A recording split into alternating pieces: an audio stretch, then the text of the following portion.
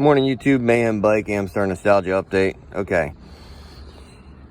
The black wire that normally goes up to your pass and horn wire is a DC switch 12 volt. So when you turn on your switch, I ran that down. You can see I labeled it low.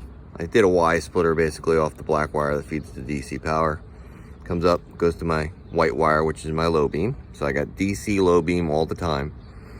The blue high beam wire I left plugged into the high beam for the AC side, and then on the other side of the Y splitter I went back up basically to continue feeding the DC horn relay, because without this wire connected you won't have any horn. So the black wire basically feeds your horn and your pass switch.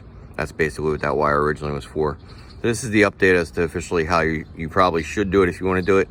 Now my low beam is officially on DC, and my high beam's on AC, and the AC is independent of DC. So when you kick on your high beams, you shouldn't have any issues with frying out anything, because again, the AC will feed the high beam side of the bulb, and the DC feeds the low side of the bulb. And that's basically it. So now I have extra wires in here for whatever I want.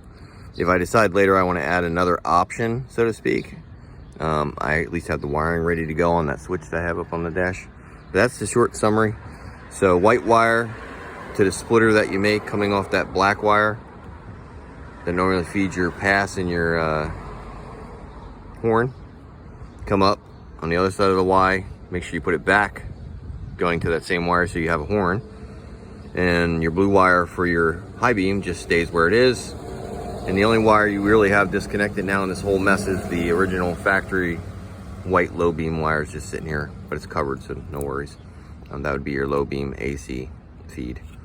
Anyway, Mayhem Bike, there's the update. Amstar Nostalgia now has low beam, high beam, all back on the factory switch. And that's a wrap.